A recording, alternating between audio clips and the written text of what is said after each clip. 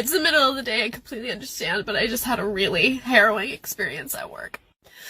I have this one coworker who simply refuses to use the correct pronouns for me. I've called her out every time she misgenders me, and she just is resigned to not change. And today just broke something in me. I just snapped. I ended up yelling at aren't her. as sympathetic. Or maybe, Patrick, maybe, they might have gotten a tip, they might have gotten whispers, but no one thought it would be 1,200 Jews dead. That's a potential, right?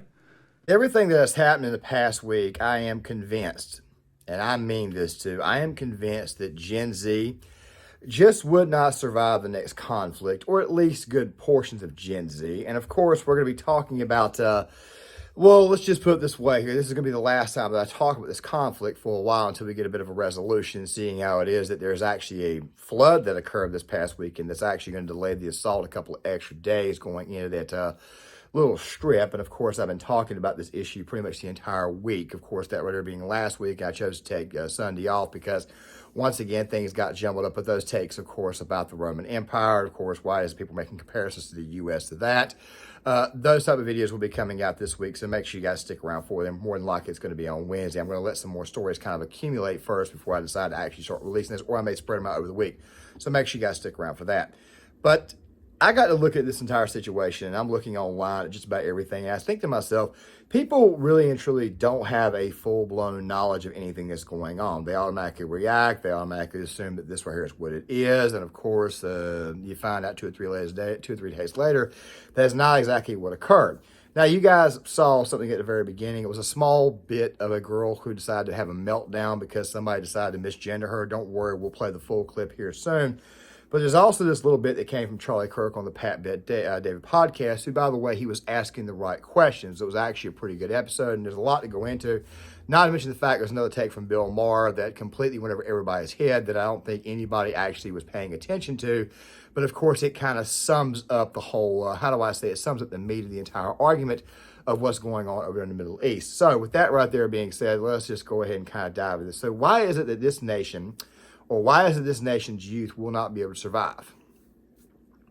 Well, you guys obviously saw a bit of that there with that TikTok. You got people out there who are upset and having complete total mental breakdowns because they got misgendered. That's one reason. You've also got these tweets that have been getting sent out there by a lot of influencers. Some of these influencers, by the way, from my side of the aisle, which quite frankly, I'm really ashamed of the fact that they would actually post these. Some of these, of course, came from Nuance Bro, a guy that I used to respect. I still do respect, actually, but when you simp for the Palestinians and you basically say that they have a right to this and that they're obviously not the ones that are at fault, oh my God, civilians are going to get killed. By the way, nobody wants civilians to get killed. I want you to know that right now. Nobody wants that to happen. But didn't Israel just lose like 260? Didn't the United States? Don't we have like 29 dead Americans who were not involved? Don't we have that?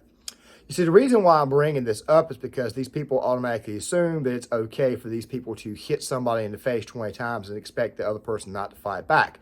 That really should tell you exactly who these people really and truly are at heart. They're not exactly what we call strong moral characters or strong moral people. Now I'm showing you guys a video that Maria Nafal posted all over Twitter. It got its way to Facebook too. I'm showing you guys over and over again. I showed it in the previous video as well. This right here was labeled as an airstrike. It is not an airstrike. What it is an IED explosion. Okay, basically what the tweet was is that you see Israel was launching airstrikes at cars. People promptly pointed out, especially veterans, guys like myself, that this entire thing was not an airstrike. It was, in fact, a IED. I have to keep coming back to Jake Shields' take where he talked about, well, Israel, they're stripping down their people to the underwear. They're just stripping down these prisoners. Yeah, you would do that in an Islamic nation. The reason why you would do that is because these people are notorious for having bombs put on them. They're notorious for suicide bombings, all that type of stuff there. I know I said a word that you're not supposed to say here on YouTube, but I don't really truly care at this moment in time because I'm already kind of into it, so why not go ahead and roll? Then you get these takes that came from Keith Woods, for example. They're firing white phosphorus at a building when common sense suggests to you that you would not fire white phosphorus at a building, not to mention the fact that the video itself was actually hinging down. It was showing an actual much, much lower, so that way you only got to see the building itself and the smoke. And I already knew what the hell that was. That right there is called firing smoke grenades, more than likely from a helicopter, because a plane is not going to be able to drop that off, okay, because a plane just goes too fast. Now, why in the world would you use smoke grenades?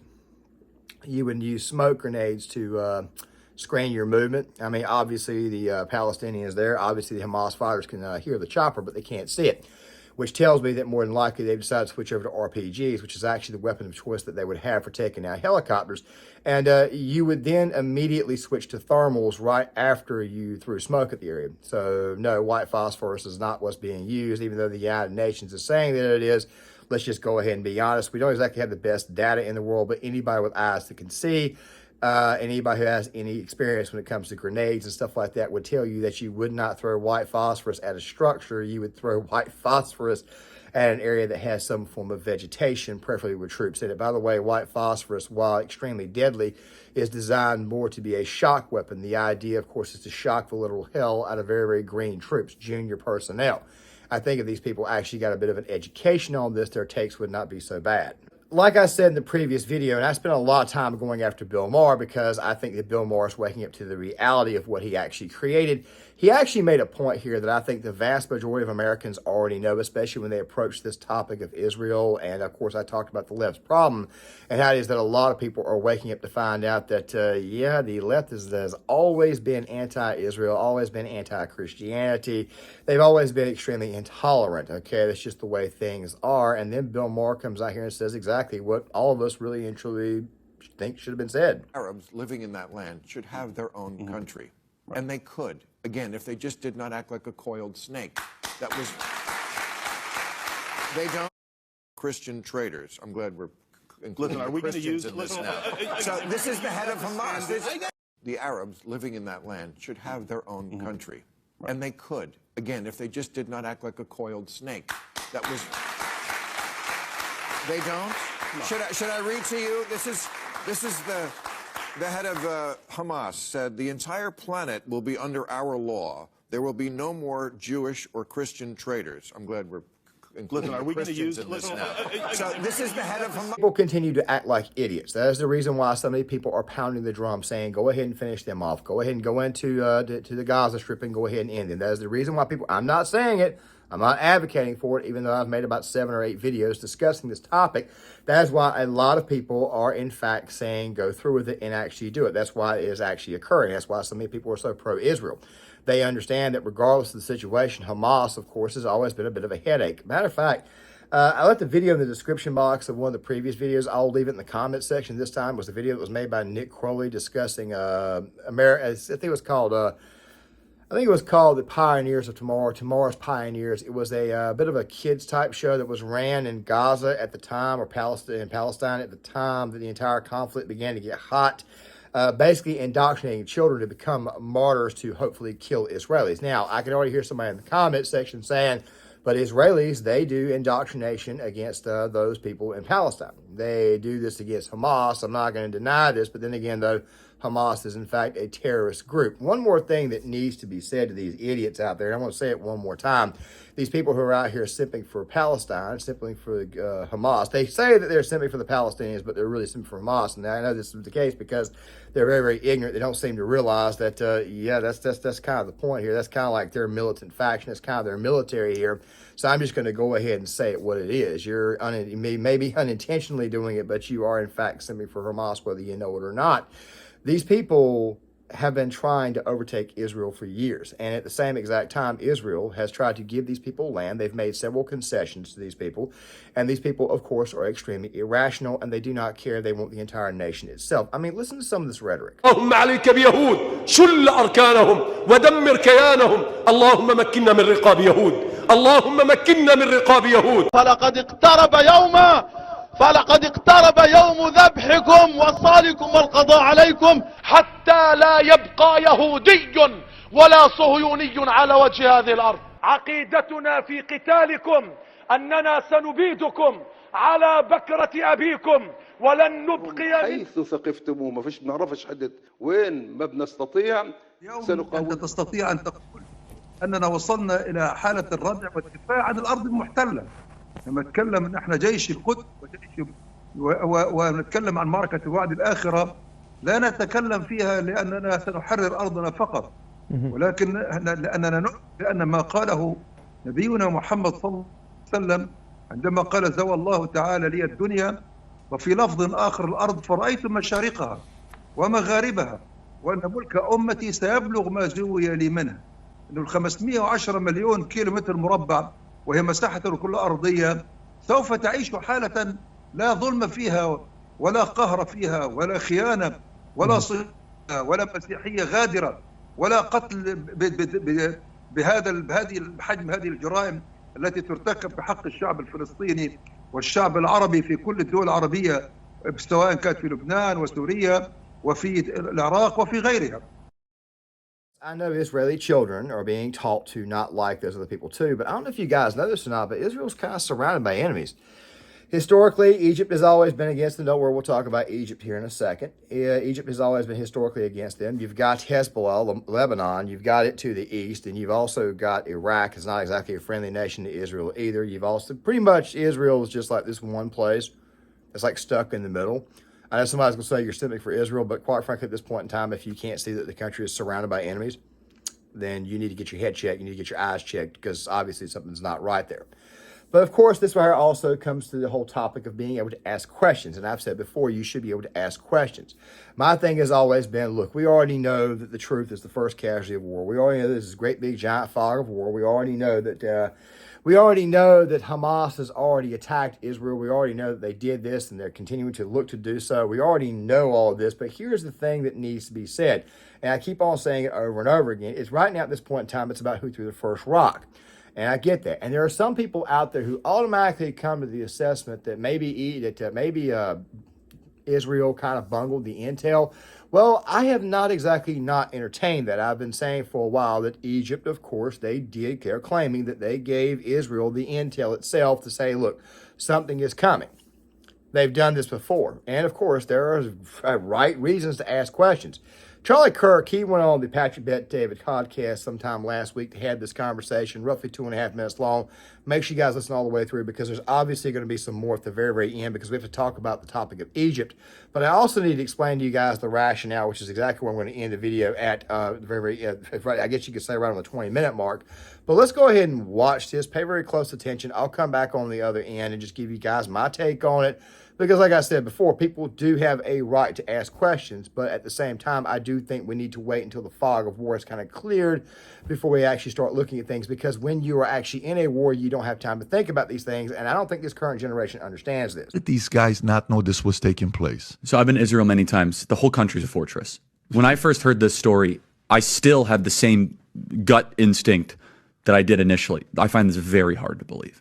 I've been to that Gaza border. You cannot go 10 feet without running into a 19-year-old with an AR-15 or an automatic machine gun that is an IDF soldier, right? The whole country is surveilled. And so let me just kind of go through this. We don't talk about Israeli politics very often, and most Americans don't know this. The last 9 months, Israel was on the brink of civil war. It's not an exaggeration. This judicial stuff, there were hundreds of thousands of Israelis taking to the streets because Bibi Netanyahu was basically redefining the Israeli constitution. That's not an exaggeration, right? He said the judicial branch has too much power. There were protests planned this week against Netanyahu, where they anticipated tens of thousands of people to take to the streets. That's all gone, Patrick. Netanyahu now has an emergency government and a mandate to lead. I'm not willing to go so far that saying that Netanyahu knew or there was intelligence here. But I think some questions need to be asked. Was there a stand down order? Was there a stand down order? 6 hours? I don't believe it. Israel's the size of New Jersey. When I took a helicopter ride from Jerusalem to the Gaza border, it's 45 minutes. Wow. 6 hours. They're live streaming the killing of Jews. Did somebody in the government say stand down? That is a legitimate non-conspiracy question. The whole country is the IDF. The whole country is. Yeah. And you're trying to tell me that they're going to concerts and kibbutzes and schools and by reports 6 hours. Let's say it's 3 hours. That's suspect. Go ahead, Rob. It's also not like a right-wing reporting. This is from the New York Times. The long wait for help as massacre unfolds in Israel. I can't think of a more liberal news outlet than the New York Times. And by the way, I'm actually very pro-Israel. So let me be very, so I'm not exactly. Well, I think we all are. No, I just want to make sure my position is clear here. But so Patrick, there are other explanations. It's possible that the Netanyahu government was double-crossed by bad agents. Okay? That's dark, but it's not as dark as what we're talking about. Okay? Another aspect is that Netanyahu might have traitors in his government, like legitimate traitors that have infiltrated. I was texting with some senior people in the IDF, and they said, Charlie, can't say too much, but let's just say the same problem you have with the left in America, we have here in Israel. So there's something to think about. Just something to think about, right? Is that maybe there's some people within those intel agencies that aren't as sympathetic. Or maybe, Patrick, maybe they might have gotten a tip, they might have gotten whispers, but no one thought it would be 1,200 Jews dead. That's a potential, right? Charlie made some very, very good points. And of course, he got some people from the DeSantis campaign who were sort of attacking him for being, let's just say, anti-Semitic, which I think at this point in time is not exactly the best phrase in the world to use, even though he brought up some genuine concerns. Trump, of course, had some genuine concerns as well. And even though I'm on the pro-Israel side, I'm definitely not going to be doing like Ben Shapiro and screaming and hollering, go to war right away. I want to get all the facts first before the United States actually gets involved. I've said that for the time being, at least put one fleet in the Mediterranean, one in the Indian Ocean and near Iran, and maybe even one more in the Straits of Hormuz to just kind of play referee for the time being and don't fire until fired upon. That way there should be the rules of engagement at this moment in time. We need to have this until we get more and more facts about the situation. And those facts, of course, continue to come in at ridiculous rates. I mean, it is conflict, so therefore the information is obviously going to change a lot more. It's part of the reason why is I chose to just turn Gear Issue 33 from a military, a main military channel to more of a military weapons and military movies and history channel, which of course we'll start posting to you very soon. I know I'm talking with my hands, I know, but of course it's a lot better than saying actually, and by the way, all the damn time. I'm just going to go ahead and throw that out there. But the thing is this right here. Israel is a very, very secure country. Just about everywhere you go, there is somebody down the road with a rifle. There's definitely a soldier. And I've said this before. Everybody in Israel has been trained to be in the military at some point in time. So the country itself has got a lot of soldiers there. You also have to understand that the West Bank is also full of Palestinians. And of course, you've got people in the Gaza Strip. So Israel, in a lot of ways, they've got enemies within their own borders. And it's becoming more and more Arab. But that right there sends me back to the people who I was talking about before, the people who would not survive a conflict like this. We see we're too interested in our cell phones. Now, guys, I post to YouTube, like you guys know, quite regularly. My channel is still very, very small. A lot of that's my own doing as far as deleting videos and stuff. But of course, when the content begins to shift and change into more video essay type format, and of course, when we're expanding everything much, much more, you would think that I would obviously be on the internet a lot. Okay. But I won't be live streaming everything. I'm not going to live stream every time I go to get something to eat. I'm not going to live stream all this type of stuff. You see, we are too in love with live streaming. We see a video, we automatically respond to it, yet we're not actually looking deep into this. And me personally, I quite frankly am appalled by some of the people that I've been following for a while posting this nonsense, basically simping for Hamas, even though they claim they're simping for Palestine, which I don't think is any different. You might as well just go ahead and join the left-wing protesters in these very, very large cities who are all waving Palestinian flags, in my opinion. You have lost me, and you have lost a lot of people. Your credibility is 100% dead, okay? I'm just going to go ahead and say this right now. You guys have no right to speak on this. And of course, you see some people trying to grift right back to the original position because they're starting to find out that facts are what? Constantly coming in, constantly different. And as they get more and more information on the situation, their minds begin to change. But still at the same time, you probably should have just waited before you decided to post. And I got to ask the question, are you going to live stream the person in your front yard who's trying to break into your house? I mean, it seems to me like while we're all getting shot at, somebody's going to be recording it and they're going to be live streaming their own death. That's another reason why this is the case. I mean, this generation just appears to be absolutely stupid. But there is one thing that these people have in fact brought up that was actually a good point. So maybe they're not totally stupid. Maybe they're just ignorant. So what happens to the Palestinians? What happens to the people who, what happens to the ones who may be displaced? Well, let's go back to Charlie for a second. The next question. You talked about the allies or the peace treaties that Israel has, whether it's Jordan, whether it's Egypt, whether they're working on. They have to be very careful. The country right next to Gaza is what? Egypt. Yes, they don't. So let's focus on Egypt for a second. They don't want them. Okay, why won't Egypt open up their borders? The Sinai Peninsula is right there. That's right. Massive desert. Why won't they open their borders to help their fellow Muslim Brotherhood? Why won't they do that? Because they know once they open those borders, It's not just innocent civilians coming through. That's exactly It is Hamas, right. militant Islamic terrorists. Everyone in the region knows the truth. That will be showing up to Egypt. So everyone wants to place blame on Israel, and I get it. Let's talk about your friends Egypt right there being like, no, nothing to see here. As far as that we react too much to stuff. We react to it, and of course, we're not actually looking at it. You see, you have to actually keep going through there over and over again and actually look at the actual stuff itself. I don't think this generation will actually do this. When this entire situation occurred, what you should have done was reported on it, not give any type of commentary, anything. Let the facts come out, then go back and rewatch stuff and make an actual honest-to-God judgment. But because we're so addicted to Twitter and Rumble and YouTube and every other app in the world, guess what? We're kind of not ready for conflict. I mean, I'm probably going to say this again, but I'm pretty sure that if the bullets started flying by, somebody's going to be live streaming it, and they'll probably take one right there in the grate. It's just the way these people are. It's the way they act. And it makes me think to myself that we really and truly have absolutely no confidence going forward. A lot like this girl here. Dump this here. It's the middle of the day. I completely understand, but I just had a really harrowing experience at work. I have this one coworker who simply refuses to use the correct pronouns for me. I've called her out every time she misgenders me, and she just is resigned to not change. And today just broke something in me. I just snapped. I ended up yelling at her after the third time she misgendered me, and within like 30 minutes, like, I use they, them pronouns. And she got so defensive. And I just started explaining to her, like, I'm sick and tired of this shit. Like, you need to at least make an attempt.